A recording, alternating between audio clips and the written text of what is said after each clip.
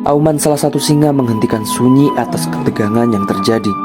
Lidahnya mulai menjilati mulutnya, pertanda ia sudah siap untuk menerkam apapun yang akan dihidangkan untuknya. Nabi Daniel didorong oleh beberapa pengawal, sehingga ia pun terjatuh ke dalam lubang singa tersebut.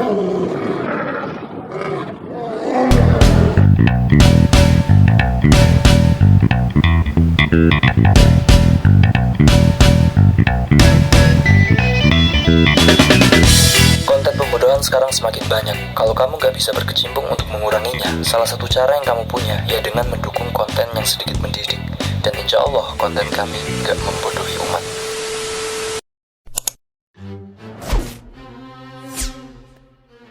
Aku Nafillah, tahukah kalian berapa jumlah keseluruhan Nabi dan Rasul? Terdapat beberapa hadis yang menyebutkan jumlah Nabi dan Rasul. Dari Abi Dzar radhiyallahu anhu, ia berkata, "Qultu ya Rasulullah, ayul anbiya kana awal?" Qala Adam. Qultu ya Rasulullah, wa nabiyyun kana? Qala na'am nabiyyun mukallam. Qultu ya Rasulullah, kamil mursalun? Qala 300 wa bid'ata 'ashar jamman ghafiran. Dari Abi Dzar radhiyallahu anhu ia berkata, suatu hari aku bertanya kepada Rasulullah, "Wahai Rasul, siapakah nabi pertama?" Rasul pun menjawab, "Adam." Aku bertanya lagi, "Wahai Rasul, apakah beliau Adam adalah seorang nabi?" Rasul pun menjawab, "Benar, ia adalah seorang nabi yang diajak bicara oleh Allah." Aku bertanya lagi, "Wahai Rasul, ada berapakah jumlah para Rasul?"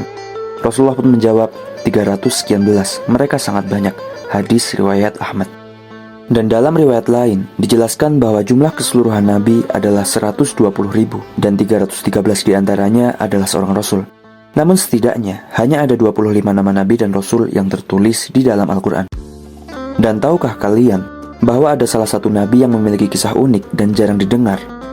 Beliau bernama Nabi Daniel, seorang nabi yang dihukum di dalam sebuah lubang bersama beberapa ekor singa. Bagaimana kisahnya? Simak video berikut. Suatu hari, Raja Babilonia, Nebukadnezar bermimpi melihat sebuah patung raksasa berkepala emas dengan lengan dari perak, tubuhnya dari tembaga, dan kakinya dari besi. Namun patung itu hancur berserakan hanya karena sebuah batu. Sang raja pun penasaran dengan mimpinya itu. Ia lalu mencari para penafsir mimpi di seluruh penjuru negeri, namun tak ada satupun yang bisa menafsirkannya. Singkat cerita, ia mengetahui seorang pemuda bernama Daniel. Ia ahli dalam menafsirkan mimpi. Maka dibawalah sang nabi ke hadapan raja. Raja Nebukadnezar mulai bercerita tentang mimpinya dan bertanya akan tafsirannya. Maka Nabi Daniel menjawab bahwa patung itu merupakan pertanda kekuasaan yang akan silih berganti. Emas merupakan Babilonia yang kemudian akan hancur digantikan kerajaan Persia sebagai perak. Lalu kerajaan Yunani sebagai tembaga dan digantikan kekaisaran Romawi sebagai besi. Namun seluruh penguasa itu akan berakhir dengan kehancuran. Nebukadnezar merasa puas dan kagum dengan jawaban Nabi Daniel. Ia pun kemudian diangkat menjadi penasihat kerajaan. Seiring berjalannya waktu, kecerdasan Nabi Daniel membuat para pengawal kerajaan yang lainnya merasa iri. Mereka pun melakukan siasat untuk menjatuhkan Nabi Daniel. Beragam fitnah tentang Nabi Daniel mereka sebarkan, hingga sang raja terpengaruh dengan fitnah tersebut dan akhirnya membenci penasehatnya itu. Tak hanya memecatnya, Nebukadnezar juga menjatuhi Nabi Daniel dengan hukuman yang mengerikan. Sebuah lubang berisi beberapa ekor singa yang belum dikasih makan selama beberapa hari disiapkan sebagai tempat hukuman untuk sang nabi. Ketegangan menyelimuti area kerajaan. Nabi Daniel dikawal ketat untuk kemudian dimasukkan ke dalam lubang tersebut. Auman salah satu singa menghentikan sunyi atas ketegangan yang terjadi. Lidahnya mulai menjilati mulutnya, pertanda ia sudah siap untuk menerkam apapun yang akan dihidangkan untuknya.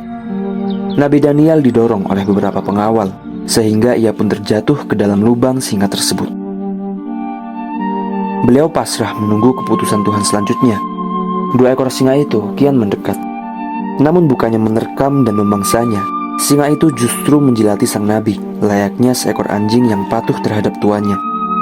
Maha kuasa Allah atas segalanya. Dialah yang menjadikan singa itu luluh di hadapan utusannya. Namun masalah lain datang. Berhari-hari Nabi Daniel tinggal di lubang tersebut bersama beberapa ekor singa tanpa adanya makan dan minum. Rasa lapar dan dahaga dirasakan oleh sang nabi dan singa-singa yang bersamanya. Maka bagaimana selanjutnya?